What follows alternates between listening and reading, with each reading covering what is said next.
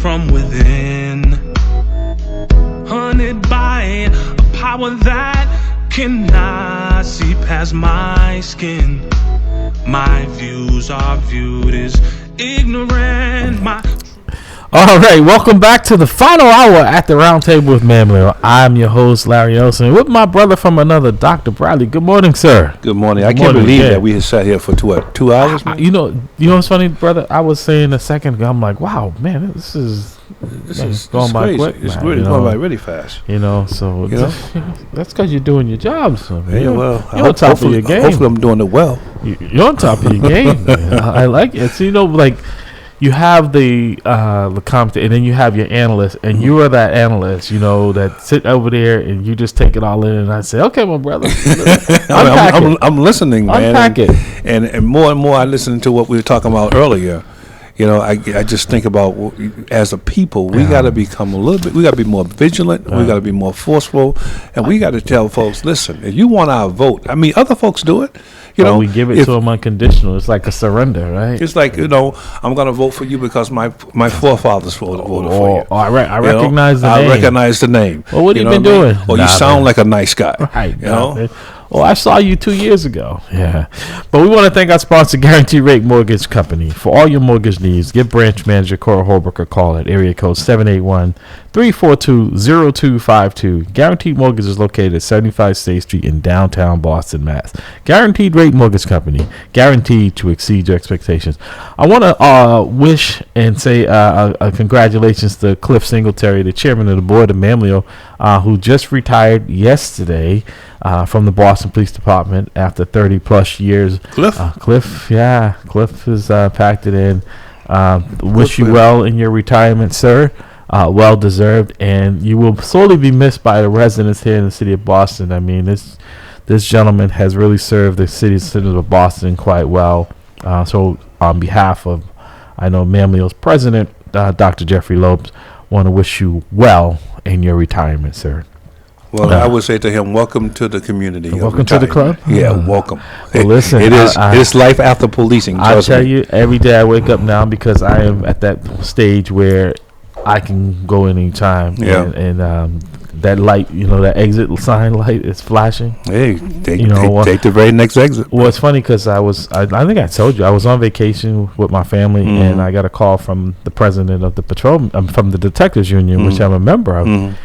And he said, hey, Larry, you're now the number one detective in the city of Boston. You're going to be getting the number one badge. Oh, my God.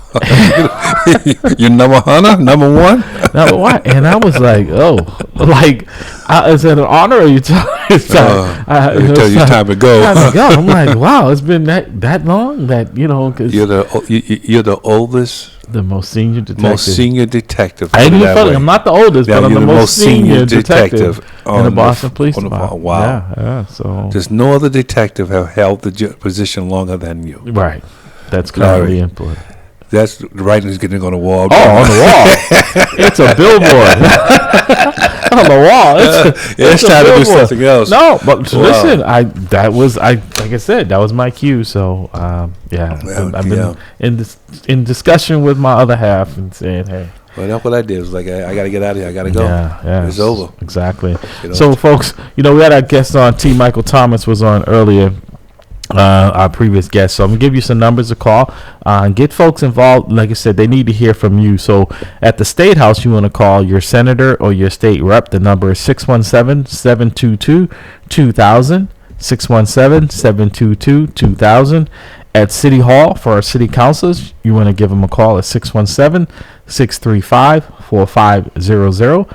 That's 617-635-4500. That's at the city level. And at the federal level, for our state senators and our Congress folks, the number there is area code 202-226-8000. That's area code 202-226-8000. And we're going to continue to give those out in this broadcast and in future broadcasts, because it's important. Like I said, the people's it's not just supporting people. Sometimes they get confused, Dr. Brad. They think they're supporting the individual. This is bigger than T. Michael. Well, that's one of the things that we have to, as a society, as a group of people, that we have to understand that, this is not about the individual. This is about, us as a people, our demographics. The fact that this man, and I asked the question for a reason, how many folks have you trained who are returned citizens from the correctional institution? And how many of those individuals go back? Because our correctional system is programmed, in my opinion, to actually to make sure that those individuals who are released, especially on parole, are returning back. Right. You know what I mean? It's the fact that they can go out and he can train those individuals when they get out and they get into viable, sustainable employment. I think that speaks volumes, especially since our demographics is a demographic that people tend to focus on to bring us into the criminal justice system. I just think that we need to call our representatives and make sure that they're clear that we support this. We want to see them. We want to see them supporting it, and if they don't, we're not going to vote for them. And if you have missed out on the number, you can always go to the website. We're going to give it out. They can always go to the website, to the state, city, or the federal, and get the numbers as well. Right. Don't be deterred. You got to go and make sure that people understand that we need these type of resources. But also, Dr. Bradley, we have to stop being envious of other people's success and actually celebrate in it with them, right? Yeah. And I think a lot of times we get caught up on, well, I'm not. What am I getting out of this? It's not personal. You know what I mean? It's not about my personal gratification. No. You know what I mean? It's sometimes. Listen, we don't get paid to do this. You see again. That's why I like, because I was going to say, right? We're doing this to try to help inform. Exactly. Not about promoting ourselves. I got up this morning at 4:00 in the morning. Right. My wife was like, "Where are you going?" Right. I was like, "I'm get in the shower. I can go do the radio." But it's 4:00. But I need. This is my contribution. Thank you. It's like when Sharon Henton called and she said, you're that because I'm not looking for notoriety, right? I appreciate what she said, and it was very kind of her to do so. But she understands me, that I don't do it for recognition, right? I do it to be helpful to the community, and that's the reward. Just like us coming in here, like I said, we don't get paid for this. You know what I mean? It actually costs you to come in here. Yeah, well, gas money. That's right. Opportunity cost. I could be doing other things. You know what I mean? Folks, I can get up and do a detail, right? Yeah. If I came here for 3 hours to do a detail this time, at least minimum of 4 hours, right? Yeah. So there would be some financial gain, but no, there is a payback because it is informing and educating our community. And if Pastor Hobbs has this video tape video ready, we're gonna listen to that and want to get your I do it to get your take on it on the other side, as this is truly important. The work is important. Yes. And we all have to make a contribution. Yeah, and that's what I'm saying. We all have to make a sacrifice. We have to make sure that this is not just a moment. Think about the sacrifice that our folks did. It wasn't even as difficult for us as it is for them, right? They would have lost their lives for doing what we're doing. We're doing today, yeah. But they still did it. They'll lost their lives if they just tried to read a book, and some did, but they still continue to do it. Exactly. Whenever you're ready. Working to mobilize black voters in Georgia, they helped turn Georgia blue, get Trump out of office. Marjorie Taylor Greene, meanwhile, was trying to overturn your vote, overturn your work. How do you feel?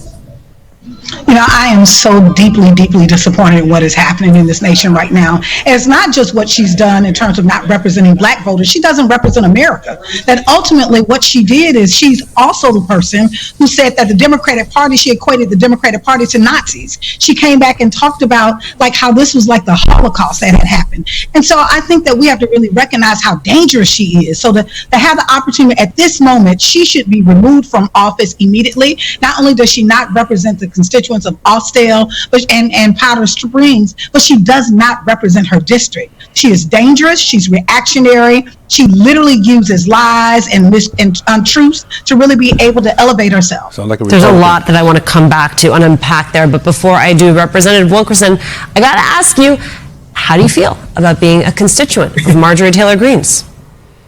I think constituent's a strong word. The same way everybody in my district feels. They were shocked that the Republican Party decided to bring Marjorie Taylor Greene down into Cobb County by bypassing around Paulding County, coming into Cobb. So it was something that shocked us when it happened. And as Latasha said, she doesn't represent her constituents now. She's more focused on going to rallies, not serving on committees in Congress. And so as an elected official, the biggest thing we can do is help our constituents.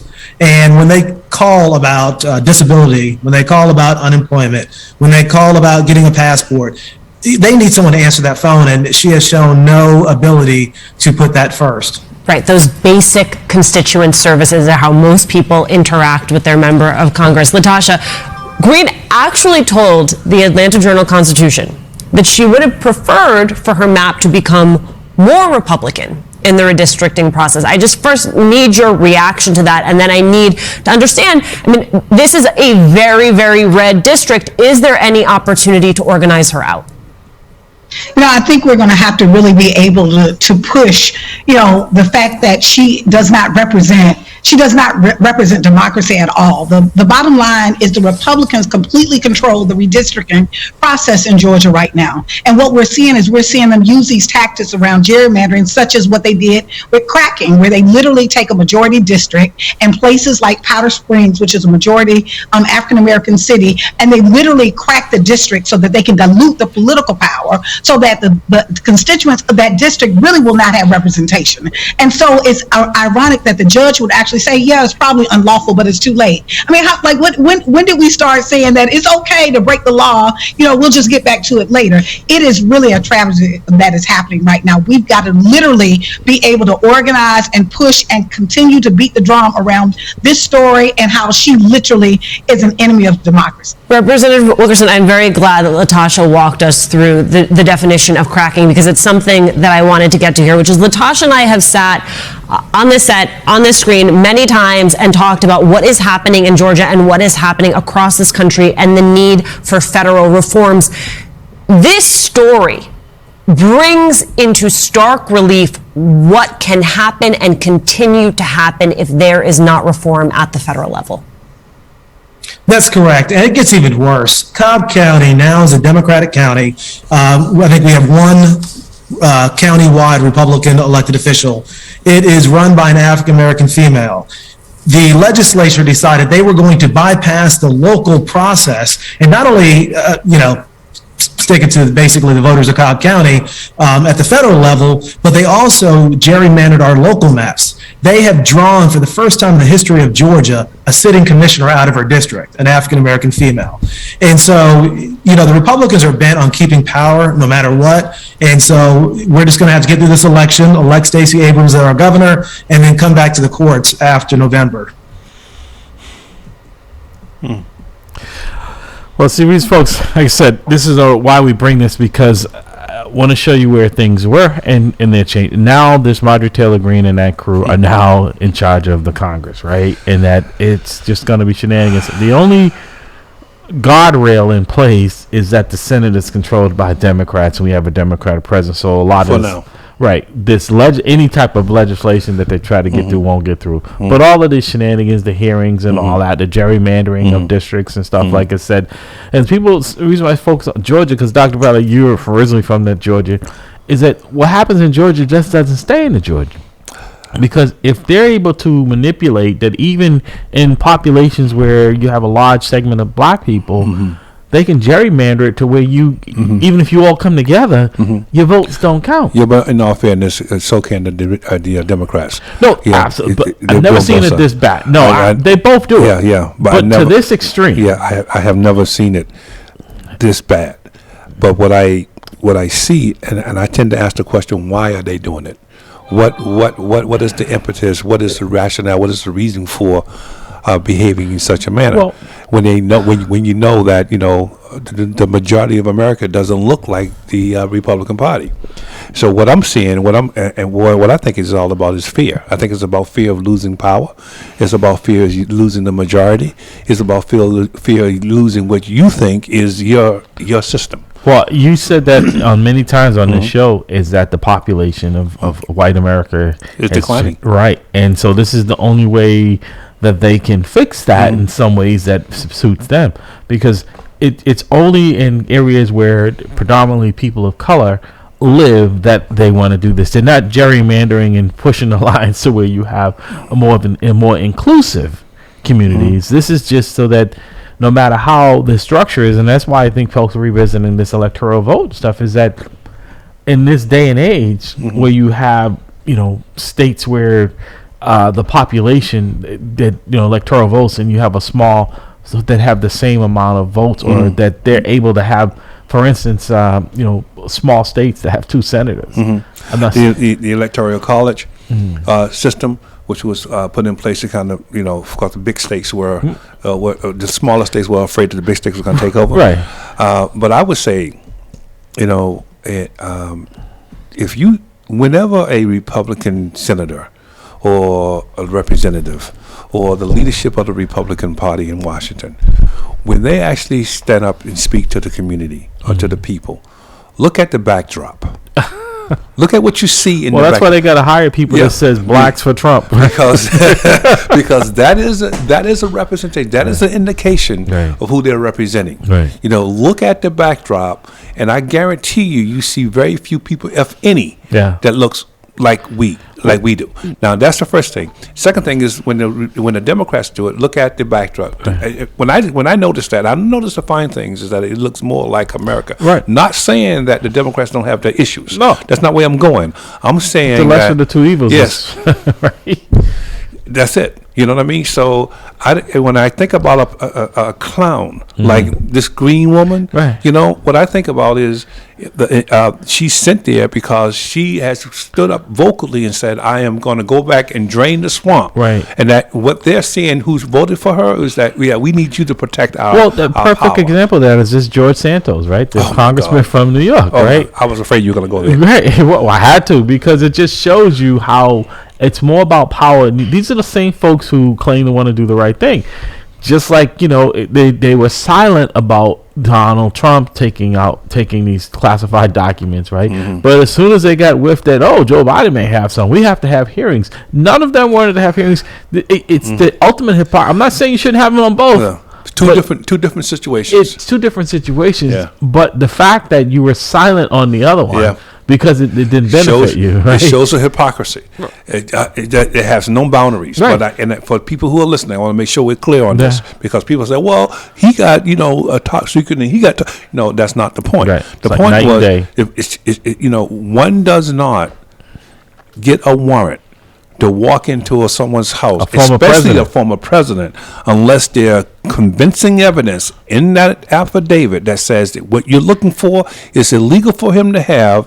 It's in his house. But how about this, and take that step with you to your point even further, Dr. Bradley, is that you and I would not have gotten the courtesy that he got. Ask you to return them voluntarily, and this would not even have happened, right?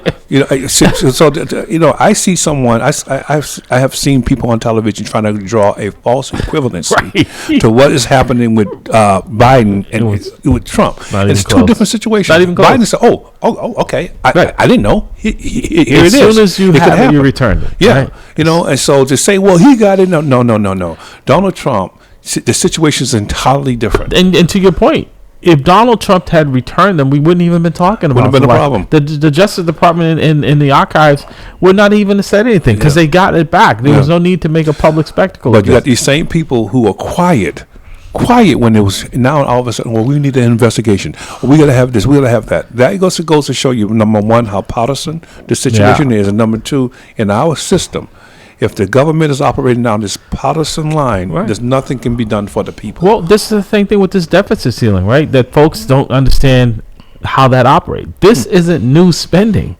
This is money that has already been spent. That's already been allocated. When Trump was president, we was allocated when they were in charge. Right. They want to argue they about ran it up over $3.4 trillion. And now they're saying, well, you don't pay for it. I mean, come on, you voted on it. But this isn't new spending. Yeah, this is money. It's like anyone else. You have to pay your bills. But that's a good example of how elected officials play on the lack of knowledge. Yeah. Scripture said, "My people would die due to the lack of knowledge." They don't understand what is going on, and so then they go out and they vote. And voting for the same people who are actually who are hurting them. Voting against their own interests because this individual happens to look like me and he sounds good. But I think to that point, voting against their own interests, people don't realize you're doing that when you don't vote. You're voting against your own interests. Absolutely. But I would argue to become an educated voter, which is what I tell my kids. just don't walk out and just pull the level. Become an educated voter. Right. What is this individual talking about? What is this person's policy? Right. Which what I was saying with T. Michael. Does this individual support something like the People Academy? Mm-hmm. Are they willing to put in financial resources, to strengthen and build and help my community of people? Right. If not, I'm not going to support them. All right, 617-282-0685, 617-282-0685. You're listening to At the Round Table with Mamleo. But Dr. Bradley, to that point, then you'd say clearly no one did their education on this George Santos. I mean, it's like every day. I mean, when you just think that That's crazy. it just can't get any worse. And then I guess he took a page out of Donald Trump's. It's just if you just deny it, then it didn't happen. I think they're all taking a page out of Donald Trump's Right. book, But the idea that every day, there's something It's a coming new up. allegation. Yeah, And right. the one about the dog, and stealing the money for the dog. And I said to my wife, so this guy didn't know that when he was running for office? But to say Jew, no, I didn't mean Jew. I mean Jewish. I mean, now you're trying to make a joke out of it, and to say that your mother was in the building at 9/11. All of these things that are so. She wasn't even in the country, But let I alone tell you now, the building. if he was a black man, Ah. he would have been. Well, I know he's a man of color, but he was But- a man that looked like me. He'd have been out of there a long time ago. But not only that, Dr. Bradley, if this wave that the Republicans were expecting to happen, right, he would have been expendable, right? Yeah, he can't. They can't do it now. Because it's so close. It's a razor thin That's majority. right. Right. Losing him would only have him get 3. I mean, they could possibly lose a seat if they go back and do another election. Oh, they know they're gonna lose a seat. They know they have special so they're election. like, hey, never sit it's, this guy. It's not about they claiming to want to do the right thing. It's about keeping power and keeping control. I mean, this is beyond pale when it comes to someone who, has no morals. And then there's also the campaign finances with this guy. You go from claiming, you were 55,000, can't pay your rent, to now you're over 700,000. And everything the paper trail that he left, he knew what the limits were that you didn't have to report it. So you spent $199 at a time on personal things that you're not supposed to. But because the way you're doing it, you don't have to report it if it's under that margin. But when you've got $199, we know what you're doing. It's so obvious. This isn't a one-off. Yeah. It's a clown show. And I think once you start to see these hearings by the Republicans, it's Marjorie Taylor Greene, it's Kozar, and all of those folks, and then you got one congressman who is under federal investigation, is now in the ethics. He's now part of investigating other people. He's part of the investigation. Now he wants to shut. But what I think you're going to see, especially at the House of Representatives, is you're going to see this revengeful governing. Yeah, that's all they say. Now it's my turn to investigate. I don't like Hunter Biden, Joe Biden. Who voted for Hunter? I don't remember Hunter winning any type of office anywhere in our government structure. Right. At state, local, state, or federal level. Why are we putting money? Because this translates into money now. Why are we putting money into investigating Hunter Biden? Because you want to make sure that politically you can say, well, you know what? Donald Trump is not bad. Right. Donald Trump is Right. anti-democracy. Period. And anyone who support him, in my opinion, need to open up their mind, open up their eyes, and use their common sense to see that this man is not for our structure of government. No, you're absolutely right. It's the same thing when they were looking into Donald. Oh, you shouldn't be looking into Donald Trump's kids, right? And then look at his son-in-law, a $2 billion contract with the Saudis over there. Do you think that's a coincidence? Yeah, exactly. So you can look into Hunter Biden, but you can't look into Kushner, right? But that's all about access. Yeah, absolutely. It's just crazy. Like you said, the hypocrisy. This is why they always say, "Don't steal. The government hates competition," and the fact that you have. Don't steal, the government hates competition. I just caught that. That's a good one. That's true. We have a monopoly on stealing. Right, exactly. Yeah. This guy had a bumper sticker on it. I saw it. I just got like you. And I'm like, what's this? That's funny. It took a second and then registered. It was like, wow, he's so right, Yeah. But it's just the hypocrisy. Like I said, but I even think it's like they're tone deaf, even on this whole thing when it comes to abortions. Whatever side of the aisle you stand on that, the people have said that they don't want elected officials telling people what to do, particularly women, with their bodies. This election, a lot of these states, even red states, said no. We that's going too far. You know, overturn it, and they're passing it even at the state level. Kansas City, South Carolina. So these are not Democratic states. This is women are saying Democrat or Republican. I don't agree with that. I'm not in support of killing anyone or anything. That's just not me as a man of Christ. But I don't think the government should be in that decision. This shouldn't be, it shouldn't be in that decision. That is up for the woman and her doctor, in my opinion. I know there's a variety of different opinions on this, and I can appreciate that. But for me and my house, I just can't see myself supporting someone who would tell my little granddaughter that if she's violated, she has to carry the seat. From Ohio? Yeah, she has to carry the seat. Right. I mean, I just can't begin to fathom. The other thing with that, Dr. Bradley, these are the same states who execute more people, right? So isn't a life a life? Right? That's a good point. You know what I mean? You're killing folks, but at the same time, so you care more about people when they're in the womb than they These are the states that have the death penalty and execute people like nobody's business. Yeah, you want to put the grown people in the tomb, but you want to take the people out of the womb. But you're talking about you're pro-life. You're pro-life. How can that be pro-life? Yeah, that's not pro-life. It's pro-hypocrisy. Yeah, but that's what that's what we got. But it's like, who you gonna believe, me or your lying eyes?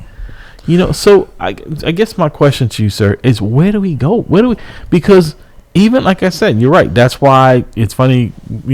I used to be a Democrat. I'm independent. You used to be a Democrat. You're independent because we vote person, not party. Yeah. When is if at all, our folks are gonna wake up, Dr. Bradley? Well, you know what? First of all, we have been so conditioned and conditioned well. To stay out of certain things, which is why it always frustrates me when I see such a large amount of people of color not voting. They had just throw up their mind in apathy to just say, I'm done. This doesn't matter.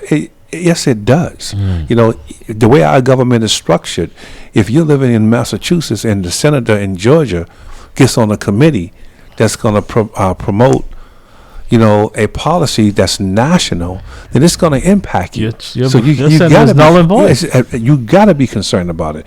And so you can say, well, how can what would my concern, what would it do? How can I support the individual? Well, this is America, money. Right. You send a couple, whatever you can down to that person. You have family in those states, right? Yeah, whatever you can. We all come up with some way means of supporting someone who actually see the world the way that we do. Right. And so that's what we have to understand. We as a people have gotten into this idea, this notion that, hey, listen, it doesn't matter. I don't have to vote. I'm too broke to vote. That kind of nonsense. You know what I mean? Which is why I don't show that guy. That guy is not, I don't even know his name anymore. Nick Cannon. Okay. When Trump was running for office here, I'm too broke.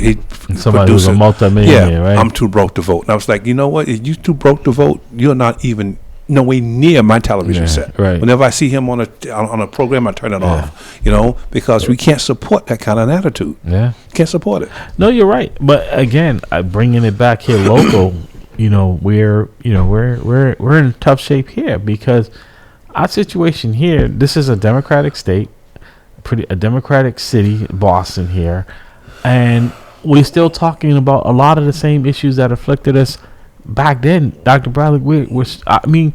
Let's look at our schools again. I was going to say that our school, the school system, really it pains me because that is a neutralizer. Education is the neutralizer. So if you can get the education, all right, then you can be in a position to affect change. Yeah. The fact that you're actually having a major school system in a major city, just basically not producing. Because the state is not going to come into your school system and say, hey, listen, we're thinking about taking this. Right.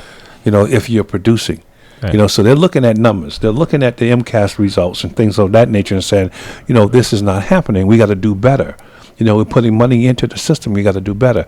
So the fact that we are actually letting the individuals come in and raise Cain and raise anger and cause chaos in our system, I just feel bad for the teacher who wants to teach and the student who wants to learn. Those individuals are lost in the system. And it becomes, so how do we make the system better for the individual who wants to do the right thing? That's where the problem is. Well, but again, it goes back to a lot of the other issues we're talking about, is that if we're not doing this collectively, right? Because those like us who know how to navigate or who financially can afford to put our children in other schools, but even with that, we still look back. That's why we come in here and do this, to try to educate folks, right? We could say, hey, you know what? Well, let's be fair. We're fortunate. That's no question. We're fortunate. I was talking to a few of my friends that came up with me. They're older than I, and they're all in the retirement age. And I was kind of giving them my financial thing. They were like, "Man, you're lucky," And I know I am. So I say that to say I was fortunate enough with the resources to educate my children in private school, yourself, and myself. And my bride. All right. So I'm fortunate in that regard. And now those kids now can do things right for my grandkids.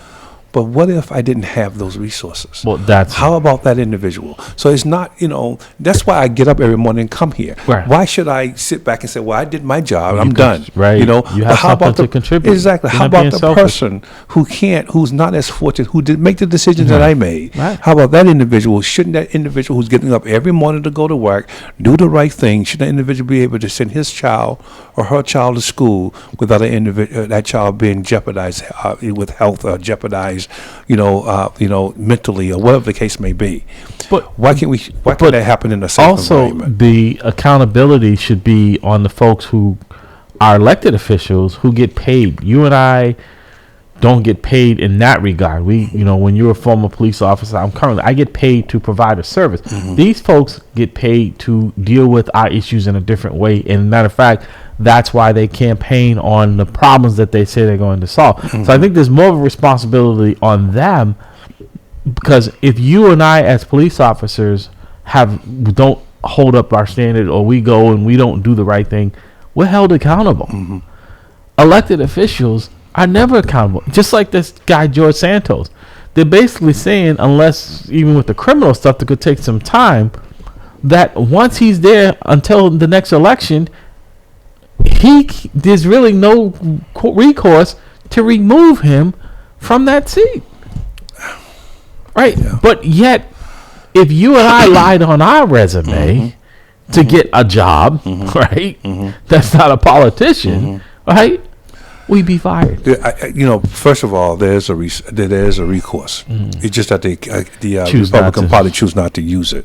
They can shame them out. They can ostracise them. They don't have to They put them on committees. They don't have to set them on committees. They have. They don't have to do that, though. They can do, and then you also have the Republican Party in the state, in that region, in the area that actually, they selected him. And those folks have stepped up to their credit, and they have said he should resign, and they all came together. But on the national level, there's been some, but the people who really have the power, that have the influence that would make a difference, are backpedaling, because again, it's not about right and wrong. It's about, I need that vote. That's what it is. I mean, but again, the federal leadership at the federal level can push at the state level to say, no, you got to send us someone better than this. Redo this. The fear is, if we redo it, the Democrats will win it. You see, and if the Democrats win it, I only got a four seat margin, a 4-seat majority. I can't afford to lose any of those seats where I might lose this. So it's not about what the people want. It's about the power. So whenever these individuals are standing up before on television in front of a mic saying, the people want this, the people won't forget this, I'm like, you don't even know the people. Right. Who are you talking about? The people. Right. You know what I mean? Right. You see it that way. It doesn't mean that everyone that you talk to see it that way. I guess that's why they say we get the government we deserve, right? Because we don't hold account. Even here, we have had some recent scandals with some of our city councilors and stuff.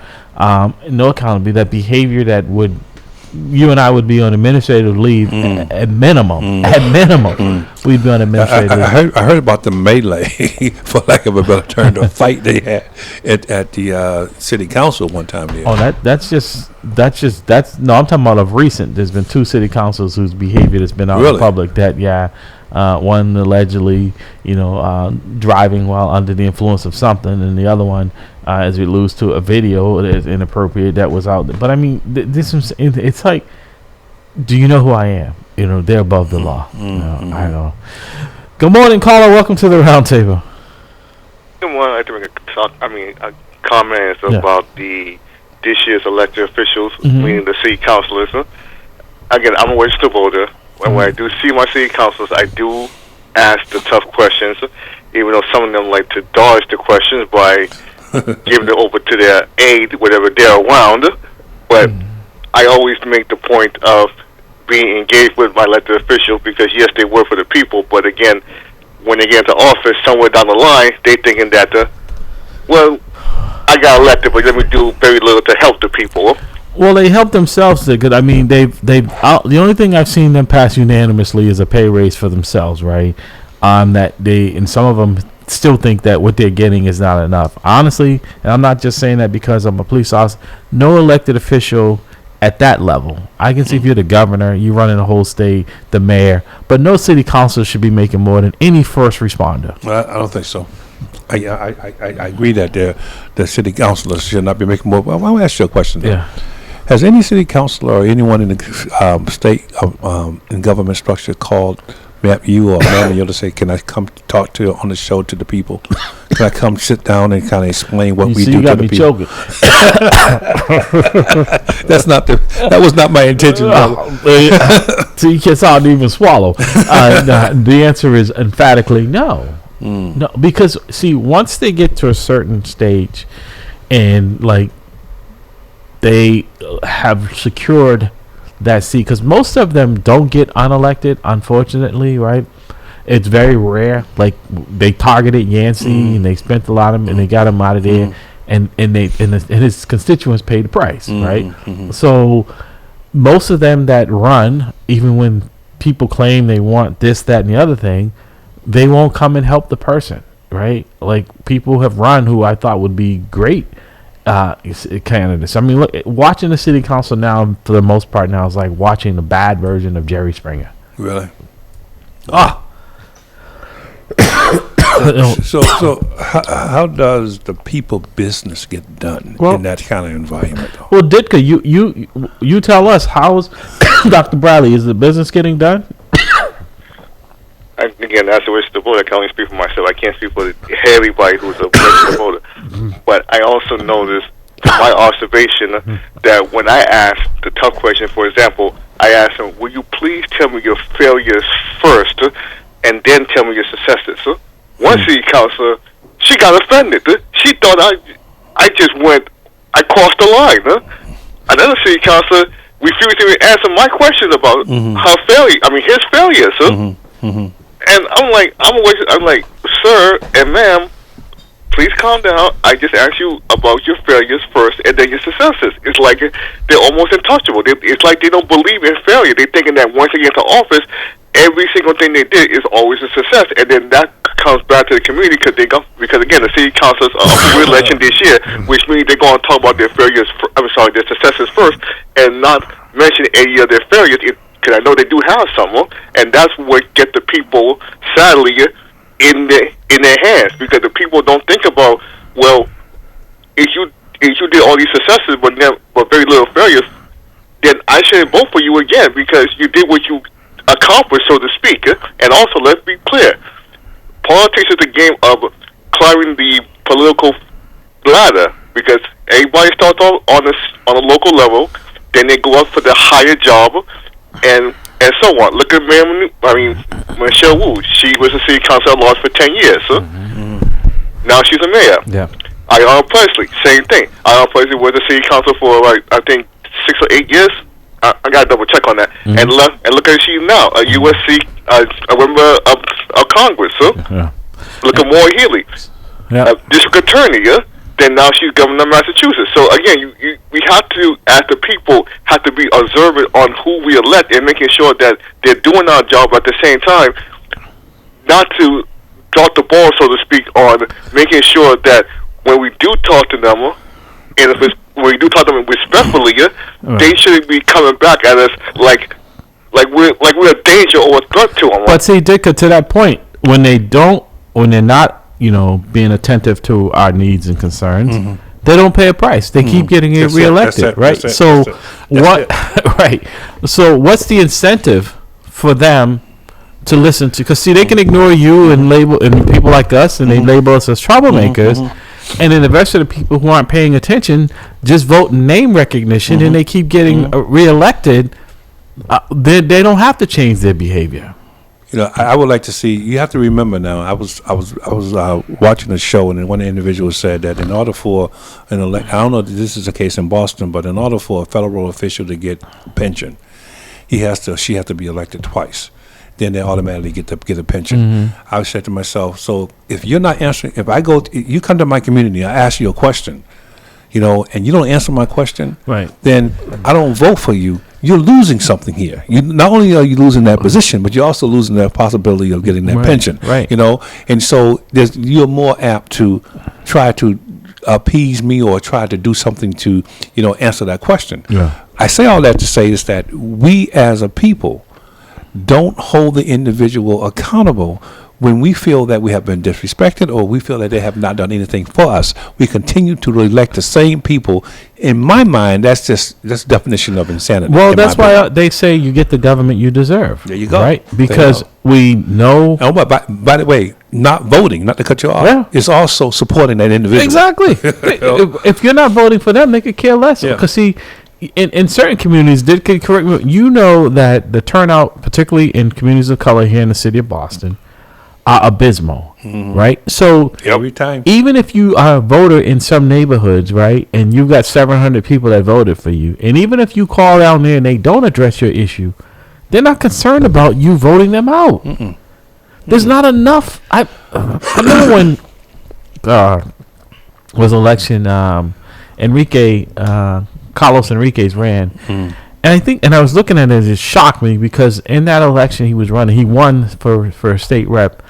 I think there were less than 3,000 people, and then I looked at the eligible number of votes; it was close to 30,000. I mean, I just so even when we elect people, and even if you elect someone who has that fire and that passion and wants to do the right thing, thank you, right?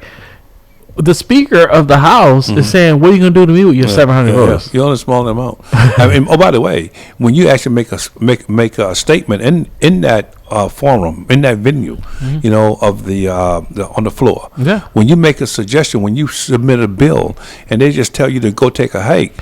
Well, I remember when Russell Holmes. I remember this when DeLeo was the speaker, and Russell called him out on some things that and then not no one from the the Black and Latino caucus stood up for him. And he was standing up for his constituency about the lack of equality when it came equity, I should say, when it came to disbursement. And the speaker didn't like it, and he removed Russell from committees and stuff. And crickets. Yep. So I mean, if there's no ramification, what's the incentive? Yes. What exactly? For him to do it again. Exactly. You know what I mean? So, on a large part, it's on us. It's really on us. So Dick, how do we change this? How do we get?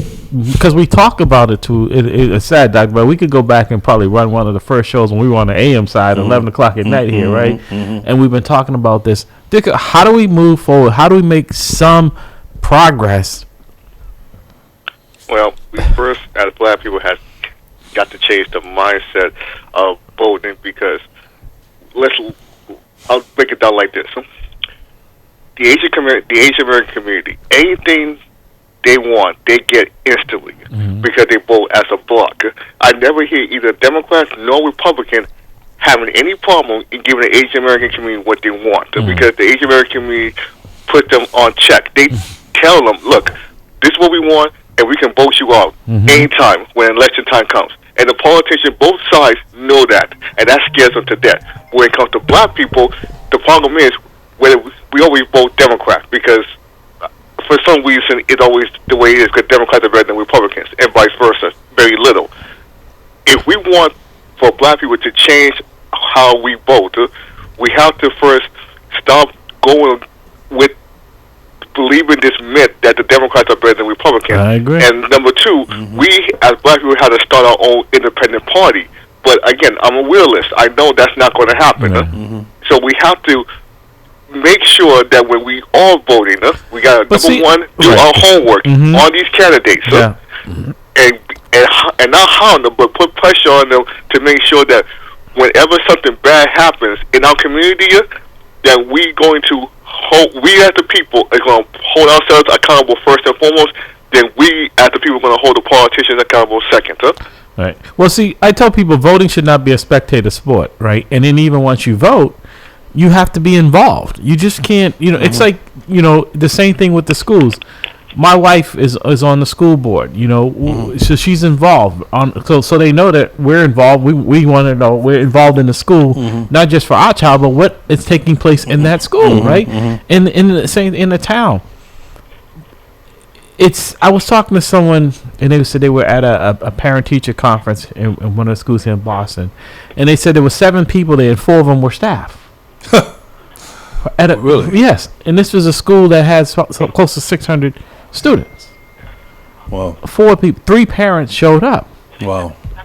Right, and so even with that, right, where the vote this last election, the people voted they want an elected school committee.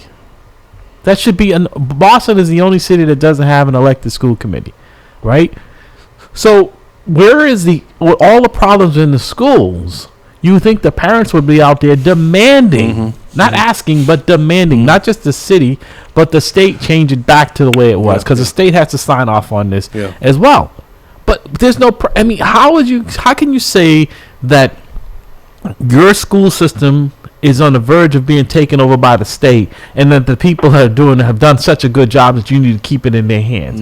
That should be a huge part of the changes that are needed, because right now the city council, the mayor decides who's going to be on the school committee, and these folks are not beholden to the citizens and the students. They're beholden to the mayor who put them there. Yep. Yeah. But I think the whole thing. There's no independence there. No, there's not. But I think we hear all the time.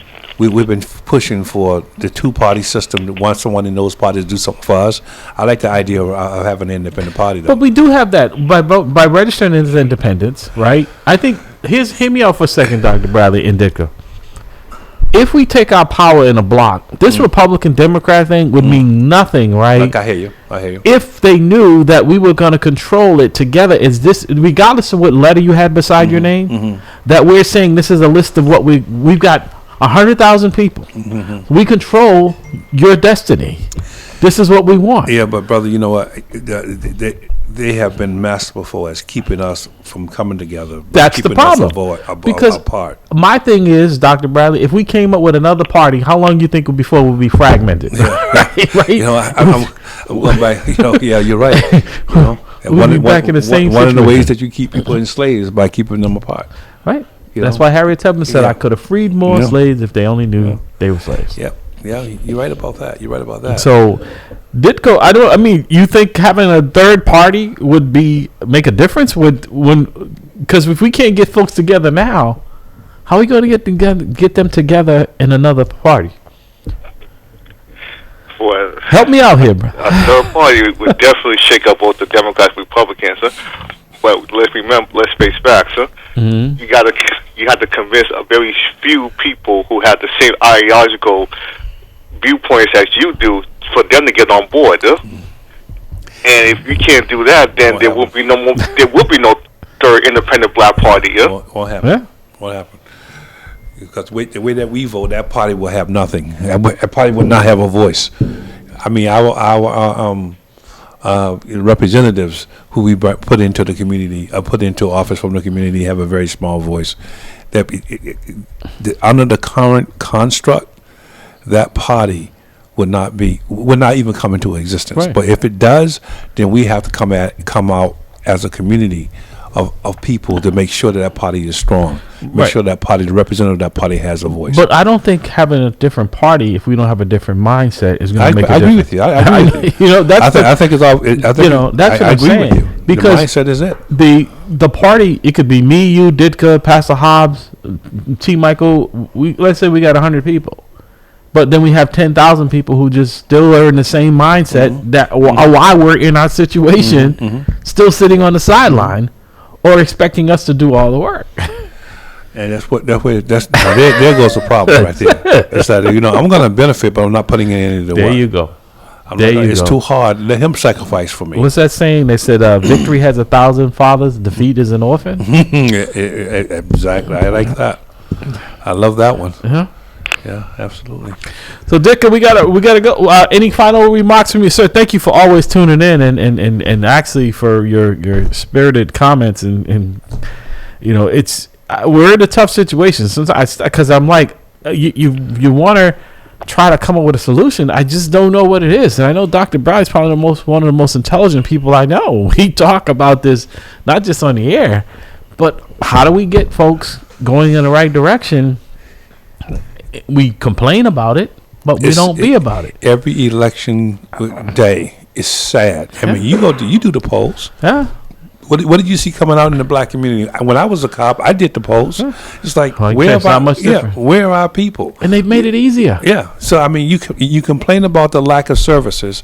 You complain about the lack of representation. You complain like people in Florida. You elect a governor who says that your history is insignificant. It has no academic. Should be a mystery. It shouldn't have. It has no academic value. Right. But you elect it, and that why? it makes other people feel uneasy or bad about being who they are. Who lived it. Exactly. Right. So, but yet we allow that individual like that to be in office because we don't vote. When you don't vote, you're supporting the individual. See, if the Democrats were smart, they would pay. All this money they spend on advertising and all that, just move a bunch of folks from some of these Democratic states to areas like that. If you just moved in 100,000 people in Florida, bought them houses or paid for rent, right? You could change the voting landscape in Florida, right? Yeah, you change it in Georgia, and that's because you had a mass, migration from the north down here. Exactly. Of people of color. That's what I said. That's where if I was heading to DNC, that's why I spend my money. Dick, any final remarks from you, sir? Give him an idea, Larry. That support Team Michael Thomas, the People's Academy, because this man has been fighting too long a hard battle, almost by himself, in not giving the people, the community, a place in an educational system that's going to get them to where they need to have a better, stable, middle-class life. And also, for politicians out there that's listening to my voice, stop playing the games with us. This is election year for city council at large. And I'm sick and tired of being sick and tired of listening to a bunch of people who just get a paycheck and don't even care, even though some of them never even came from where we came from. Right. So let me give you folks these numbers at the State House. The number is 617-722-2000. That's 617-722-2000 for your elected officials at the State House for support of T. Michael Thomas and the People's Academy. At the City Hall level, the number is 617-635-4500. That's 617-635-4500. And at the federal level, for our state, our Congress people and our senators, it's area code 202-226-8000. That's area code 202-226-8000. 8000. That's 226-8000. 202-226-8000. Dicker, thank you, sir. And stay warm and stay safe. Appreciate you, brother. We got to get you in studio one day. Yeah. Bye. All right. Be blessed. Yeah. I mean, there you have it, man. There you have it. I just, like I said, sometimes you're lost for words because you don't know, where people's minds are. I mean, I'd probably. You have gotten a PhD during all this time, and our folks haven't gotten a PhD in just basic knowledge. Yeah, it's so frustrating when and that's much harder to get than going into a voting booth. When I hear every cycle, we have a very low voting turnout. Low would be very low. Low would be an improvement, brother. Yeah, and I do appreciate this platform because every election cycle we have some type of show that's going on to kind of report out what's happening, and so we can stay informed. But every cycle, it's the same old thing. Beating that same it's old like drum. People, what can we say or what can we do to get you to understand that it's that voting is important? My other thing is go back to the school system. Mm-hmm. Not only should we fight to make sure that our students are well educated by making sure that they're safe, but a part of that education has to include our civic governmental system, and as a graduation of that, registering to vote. But that comes with an elected school committee in which the voters, at least a few that did show up, said that's what they wanted, and we should be demanding it. It's an election time now. We should be holding the city councilors. So where do you stand on something we've already requested? Yeah. Simple as that. I agree. All right, brother. That's going to do it for us here at the round table. Dr. Bradley, thank you, sir. Pastor Haas, appreciate you, sir. Well, it's a pleasure, man. Hopefully, by the grace of God, I'll be back here next week. Right. But now I got to go home and deal with a leaky pipe, man. All right. Here's what it Sounds is. like a personal problem. Yeah, it is. Well, it's not that kind of problem. You know what I mean? This is the pipe in the house. Okay. You know what I mean? Say Yeah, but you're always taking it to another way, man. You're always going down a different avenue. It's not personal. It's the house pipe is leaking. Okay. All right. I ain't mad at you. All right, man. Let's see you next week. A leaky pipe and all. Well, it'll be fixed by then. Be blessed, y'all. Be blessed. As long as you work hard.